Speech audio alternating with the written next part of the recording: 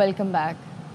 باہر جاتا ہوں تو دعا کرتا ہوں برادر ملک کے سربراہ یہ نہ سمجھیں کچھ مانگنے آیا ہوں۔ ایک شخص کہتا تھا میں پیسے مانگنے جاتا ہوں تو کیا آپ پیسے بانٹنے جاتے ہیں؟ وزیر اعظم شہباز شریف کا ڈیرہ غازی خان میں جلسے سے خطاب، کہا ملک کو تباہ و برباد کرنے کے لیے اسلام آباد پر چڑھائی کی جاتی ہے، جو دشمن گھات لگائے بیٹھے ہیں ان کا خاتمہ کرنا ہوگا۔ اسلام آباد میں بیٹھ کر پنجاب حکومت کے ساتھ، سندھ حکومت کے ساتھ، بلوچستان کی حکومت کے ساتھ اور کے پی کی حکومت کے ساتھ بھی مل کر پاکستان کی ترقی اور خوشحالی کے لیے ہم دن رات محنت کر رہے ہیں۔ قرضوں کے ساتھ پاکستان ترقی نہیں کرے گا۔ خدا کی قسم جب باہر جاتا ہوں تو دعا کرتا ہوں کہ یا اللہ برادر ملک کے جو سربراہ ہیں وہ یہ نہ سمجھے کہ میں کچھ مانگنے آیا ہوں۔ ایک جو سیاستدان آیا تھا اس نے کہیں کہا کہ یہ شہباز شریف باہر جاتا ہے تو پیسے مانگنے جاتا ہے، تو میں نے کہا آپ پیسے بانٹنے جاتے تھے۔ یہ دشمن، یہ جو گھٹپیچیے جو گھات لگائے بیٹھے ہیں اور خارجی جو دہشت گردی ہو رہی ہے کے پی میں، بلوچستان میں، جب تک دہشت گردی کا خاتمہ نہیں ہوتا ملک کی ترقی اور خوشحالی نہیں ہو سکتی۔ اسلام آباد میں دھاوے اور چڑھائیاں جو کی جاتی ہے پاکستان کو تباہ و برباد کرنے کے لیے، جب تک اس کا خاتمہ نہیں ہوگا، ایک دن کی اگر ہڑتال ہو تو اربوں روپے کا معیشت کو نقصان پہنچتا ہے۔ رات دن محنت کریں گے تو ایک دن آئے گا کہ ہندوستان نو پیچھے نہ چھوٹے تھے۔ میرا نام شہباز شریف نہیں ہے۔ اپوزیشن لیڈر عمر ایوب کا کہنا ہے کہ 17 نشستوں کے ساتھ شہباز شریف وزیر اعظم بنے ہوئے ہیں، موجودہ حکومت کے پاس وہ ویژن ہی نہیں جس سے حالات بہتر کیے جا سکیں۔ چیف جسٹس سے ملاقات میں بانی پی ٹی آئی اور بشرا بی بی کو درپیش مشکلات سے آگاہ کیا ہے۔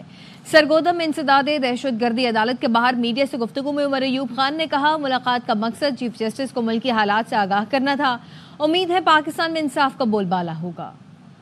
جسٹس صاحب کو بھی میں نے یہی بات کہی تھی کل کہ جی آپ کا جوڈیشل کمیشن میں ہم لوگ اکٹھے بیٹھے ہیں، کام کیے اور ان کو جو یہاں پہ ورکرز کی جو مشکلات ہیں، وزیر اعظم عمران خان صاحب کی، بشرا بی بی صاحبہ کی، ہمارے جتنے یہ ساتھی ہیں ان کی مشکلات وہاں پہ سامنے رکھی۔ چیف جسٹس صاحب کو میں نے یہی کہا کہ چیف جسٹس صاحب آپ کے کندھوں پہ بہت بڑی ذمہ داری ہے، آپ عزت کمائیں گے اور ان ساتھیوں کی دعائیں کمائیں گے جس وقت آپ نے اس نظام کو بہتر کیا اور عدل و انصاف فراہم کیا۔ چیف جسٹس نے پی ٹی آئی کو سسٹم میں رہنے اور بائیکاٹ نہ کرنے کا مشورہ دیا۔ صحافی کا چیئرمین تحریک انصاف سے سوال، بیرسٹر گوہر بولے آپ کی بات بالکل درست ہے، ہم نے کل چیف جسٹس کے سامنے سارے تحفظات رکھے، پی ٹی آئی کے ساتھ امتیازی سلوک غیر قانونی غیر آئینی اقدام ہے۔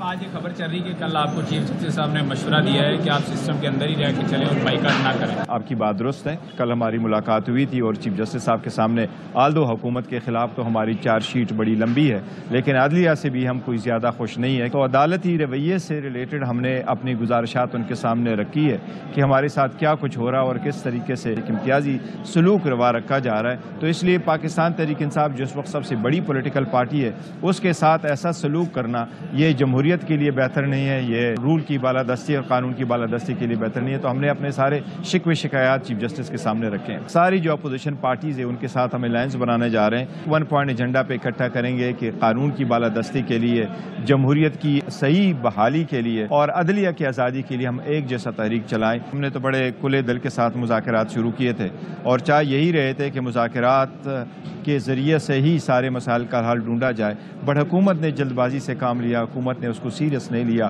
ایک بہت اچھا موقع ضائع ہو گیا۔ سینیٹر فیصل واڈا نے آل پاکستان کسٹم ایجنٹس ایسوسی ایشن کو ہڑتال ختم کرنے پر راضی کر دیا ہے۔ کہتے ہیں شکر گزار ہوں آپ نے ہڑتال ختم کی، آپ کا مسئلہ حل کرنے آیا ہوں اور ہوگا۔ آرمی چیف کی وجہ سے معیشت کے حوالے سے بہتر خبریں آ رہی ہیں، وہ ملک کو ڈیفالٹ کی صورتحال سے باہر لے کر آئے۔ آرمی چیف کی ہمیں واضح ہدایت ہے، پاکستان پہلے سیاست بعد میں۔ ایک آرمی چیف ایک ایسی ٹیم لیڈر یا ایسے ٹیم ممبر کا پلیئر کام کر رہے ہیں۔ لیڈ میں اس لیے کہتا ہوں کہ میچ کے اندر وننگ شاٹس وہی لگا رہے ہیں، جو بھی بہتر خبریں ہیں، جو ڈیفالٹ تھا یا جو سچویشن تھی اس سے باہر لے کے پٹری پہ آئے۔ اگر ایک ہمیں چیف نے ایک ڈائریکشن دی ہے کہ پاکستان پہلے سیاست بات، وہ شکر گزار ہوں کہ اس ہڑتال یا اس کام بند کرنے کو تو آپ لوگ واپس لے رہے ہیں اور آپ کا شکریہ کہ آپ نے اس میں حامی بھرتی ہے کہ آپ واپس لے لیں۔ میں آپ لوگوں کا مسئلہ اٹھا کر اس کو حل کرانے کے لیے آیا اور انشاءاللہ مجھے اللہ سے امید ہے کہ ہوگا۔ फाइनेंस कमेटी सेनेट के जो चेयरमैन है वो सलीम आलीवाला साहब, आपने जो मुझे लेटर लिखा है वो मैं उनको भेज दूंगा, मीडिया से भी शेयर कर लेंगे अभी हम। क्लाइमेट फाइनेंसिंग के कर्ज पर बातचीत के लिए IMF वफ्द कल पाकिस्तान पहुंचेगा। ज़राए के मुताबिक नए कर्ज प्रोग्राम के लिए मुज़ाकरात पीर से शुरू होंगे। मुज़ाकरात की कामयाबी की सूरत में पाकिस्तान 1 से $1.5 अरब का रियायती कर्ज प्रोग्राम हासिल कर सकेगा। ज़राए के मुताबिक आइंदा माली साल 2025-26 के लिए बजट में कार्बन लेवी आयद करने की तजवीज़ है। इस हवाले IMF की जानिब से तजावीज़ फराहम की जाएगी। 24 से 28 फरवरी तक तकनीकी वफ्द विफाक और सूबों के साथ मुज़ाकरात करेगा।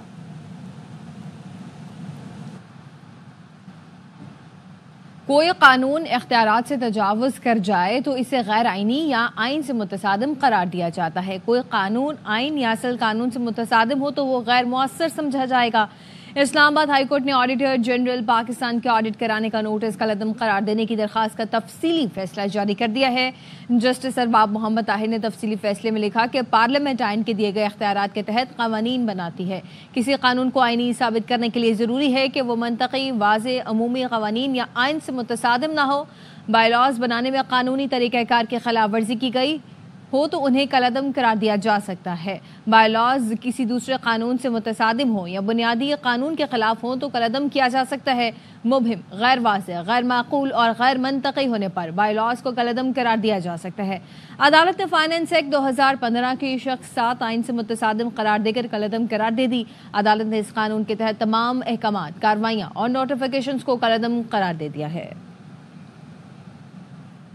कराची की इंसदाद दहशतगर्दी अदालत ने मुस्तफ़ा आमिर कत्ल केस में गिरफ्तार मुल्जिम अरमगान कुरैशी और शराज के जिस्मानी रिमांड में 5 दिन की तौसीह कर दी। अदालत ने दोनों मुल्जिमान का मेडिकल करवाकर रिपोर्ट पेश करने का भी हुक्म दिया। मुस्तफ़ा आमिर के अगवा और कत्ल केस की समाअत कराची की इंसदाद दहशतगर्दी अदालत में हुई। दौरान समाअत जज ने अरमगान से पूछा कि आपको मारा गया है, जिस पर अरमगान ने वालिद के इशारे पर बेहोश होने और गिरने का ड्रामा किया। अदालत ने तफ्तीशी अफसर से इस्तफसार किया, आपको क्यों रिमांड चाहिए? तहकीकाती अफसर ने बताया 62 लैपटॉप और USBs मिली हैं, उन्हें डीकोड करके फोरेंसिक करवाना है। इंसदाद दहशतगर्दी अदालत में मुस्तफ़ा आमिर के अगवा और कत्ल का केस, पुलिस ने केस में मज़ीद 2 सहूलतकारों और 1 लापता लड़की का नाम जाहिर कर दिया है। पुलिस को अरमगान के गैर कानूनी सरगर्मियों, मनी लॉन्ड्रिंग में मुलव्वस होने का शुबा है। पुलिस की जानिब से अदालत में जमा कराई गई रिमांड रिपोर्ट में मज़ीद इंकशाफात सामने आए हैं। मुल्ज़िमान का वाक़े से 1 रोज़ कबल ज़ुमा नामी लड़की पर भी तशद्दुद का एतराफ़ सामने आया है। अरमगान के बंगले से ब्लड स्वाब और कारपेट के टुकड़े के DNA करवाए गए हैं। एक कारपेट के टुकड़े पर लगा खून मदइया के खून से मैच हो गया है। दूसरे कारपेट के टुकड़ों पर लगा खून किसी खातून का बताया गया है। मुल्ज़िमान ने दौरान तफ्तीश एक लड़की को मारपीट करके जख्मी करने का एतराफ़ भी किया है। मुल्ज़िमान की निशानदेही पर ज़ुमा नामी लड़की का भी पता लगाना है। फारूक समी हमारे साथ मौजूद हैं, उनसे इस पर मज़ीद तफसील जान लेते हैं। फारूक, बताइएगा। इंसदाद दहशतगर्दी की खुसूसी अदालत में जो है उस केस की समाअत हुई थी और पुलिस ने 2 मजीद सहूलतकारों को जो है वो शामिल तफ्तीश करने और उनके 164 के बयान कलमबंद कराने के हवाले से जो है वो अदालत के अंदर रिपोर्ट जमा कराती है। पुलिस का कहना है कि मजीद जो 2 मुल्जिमान हैं उनके जो ये दोनों मुल्जिमान जो है वो मुलाजमीन थे अरमगान। फारूक समी हमें अपडेट कर रहे थे, बहुत शुक्रिया फारूक आपका।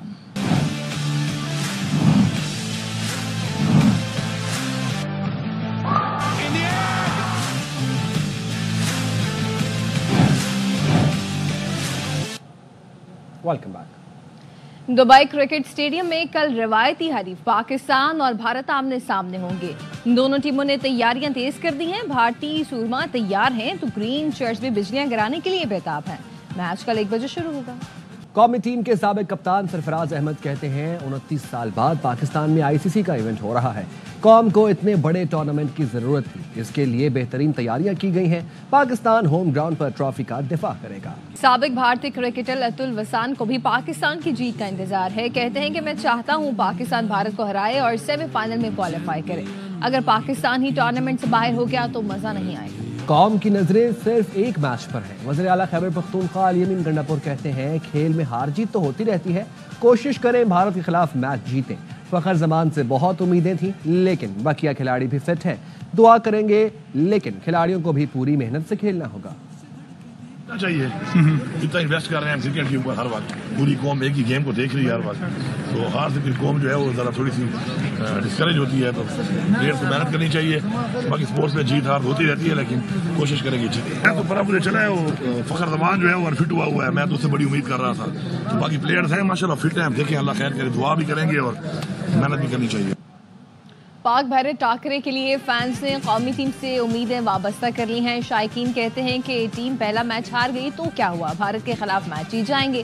فینس کو بابر اعظم, نسیم شاہ, شاہین افریدی کے پرفارمنس کا انتظار. دنیا کرکٹ کے سب سے پرانے حریف آسٹریلیا اور انگلینڈ قذافی اسٹیڈیم میں مد مقابل ہیں. آسٹریلیا کی دعوت پر انگلینڈ کی بیٹنگ جاری ہے. اس وقت فل سالٹ, جیمی اسمتھ 15 رنز بنا کر آؤٹ ہوئے. دونوں ٹیمیں چیمپئنز ٹرافی میں پہلا میچ کھیل رہی ہیں. مصطفیٰ قتل کیس ارمغان کے قریبی دوست اور شریک ملزم شہراز کا انٹرویو.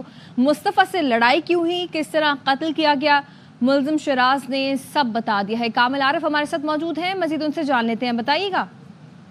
جی دیکھیے, شہراز نے اپنے انٹرویو میں پوری کہانی بتا دی ہے کہ مصطفیٰ کے اوپر کیسے تشدد کیا گیا, اس کو پھر کیسے جلایا گیا. اور شہراز نے یہ بھی انکشاف کیا کہ جب وہ ارمغان کے گھر پہنچا تو مصطفیٰ آیا, مصطفیٰ نے اس کو منشیات دی.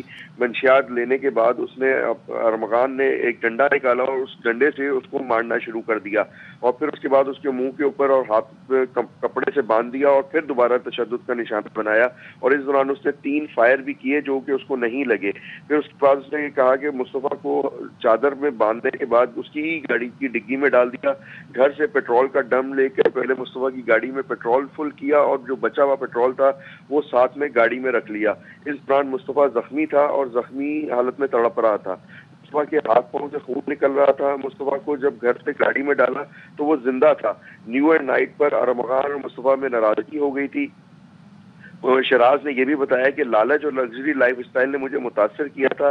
میں ارمغان کا بچپن کا دوست ہوں, لیکن ساتھ ہی ساتھ میں ہماری اختلافات ہو گئے تھے, لیکن کچھ عرصے پہلے میری دوبارہ اس سے دوستی ہوئی تھی اور میں اس کی لگژری لائف سے متاثر ہو گیا تھا. مصطفیٰ کی گاڑی کو آگ لگانے کے بعد کئی گھنٹے پیدل چلتے رہے. ارمغان میرے بچپن کا دوست ہے, یہ اس نے بار بار بتایا.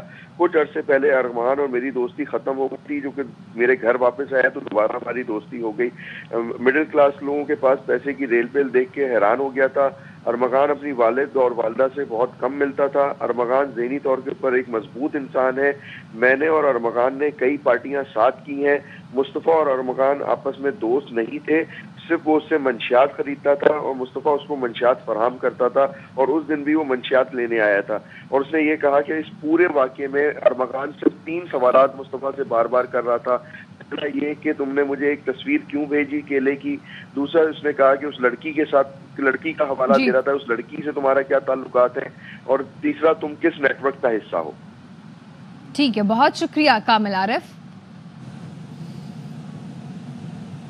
خبر دیں گے آپ کو. مصطفیٰ عامر قتل کیس میں اہم پیش رفت ہوئی ہے. تفتیشی اداروں کا ڈیفنس کے مختلف علاقوں میں آپریشن. پولیس حکام کے مطابق مشہور ٹی وی ایکٹر ساجد حسن کے بیٹے سمیت 4 نوجوان زیر حراست ہیں. نذیر شاہ ہمارے ساتھ موجود ہیں, اس حوالے سے ہمیں اپڈیٹ کریں گے. نذیر بتائیے گا.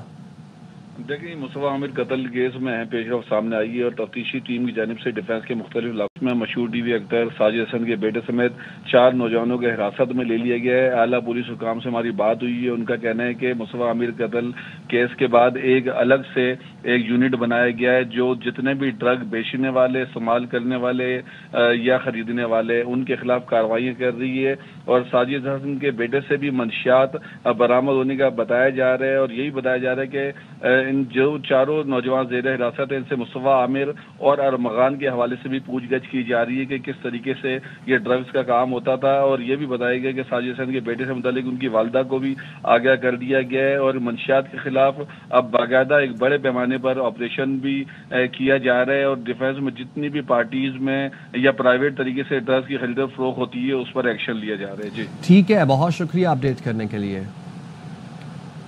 نیوز اسٹوڈیو سے فی الوقت اتنا ہی. دیکھتے رہیں RY نیوز.